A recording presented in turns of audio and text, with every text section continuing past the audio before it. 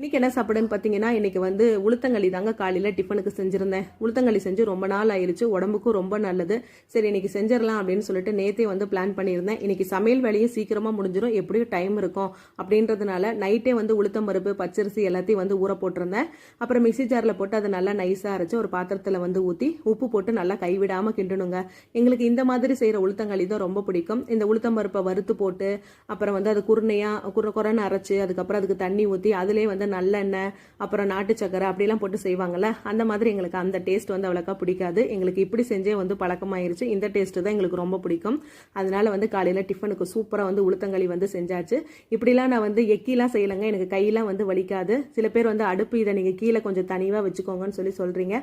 எனக்கு இதே வசதியாக தான் இருக்குது, இதிலே வந்து பழக்கமாயிருச்சுங்க. அப்புறம் பாருங்கள், சூப்பராக வந்து உளுத்தங்களி வந்து நல்லா ரெடி ஆயிருச்சு.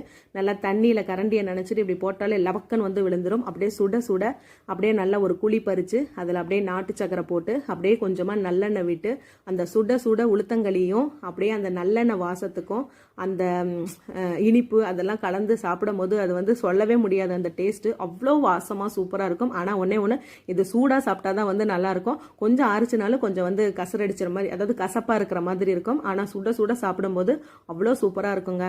அப்புறம் மதியானத்துக்கு வந்து புளிச்சக்கீரை தாங்க வந்து கடைஞ்சிருந்தேன். அன்றைக்கி சந்தையில் வாங்கிட்டு வந்திருந்தேன். சரி வந்து புளிச்சக்கீரை கடைஞ்சிடலாம் அப்படின்னு சொல்லிட்டு நான் எல்லாமே போட்டு கொடுத்தேன். எங்கள் வீட்டுக்கார் வந்து கடைஞ்சிட்டாரு. புளிச்சக்கீரையிலையும் அப்படியே நல்லெண்ணெய் விட்டு அப்படியே இதுக்கு சைடிஷ் எப்பயுமே வந்து எங்கள் வீட்டில் கீரை எதுனாலுமே கத்திரிக்காய் தான். கத்திரிக்காவை வறுத்து அப்படியே சைடிஷ் வச்சு சாப்பிட்டோம்னா சொல்லவே தேவையில்லைங்க, சூப்பராக இருக்கும். அப்புறம் பாப்பாவுக்கு லஞ்ச் பாக்ஸ் கட்டி கொடுத்தாச்சு. அவள் வந்து காலையில் உளுத்தங்களி சாப்பிட்டுட்டு புளிச்சக்கீரை அதுக்கப்புறம் கத்திரிக்காய் எல்லாத்தையும் போட்டு டிஃபன் பாக்ஸ் கட்டி கொடுத்து ஸ்கூலுக்கு அமிச்சாச்சுங்க. இந்த வீடியோ பிடிச்சிருந்தா லைக்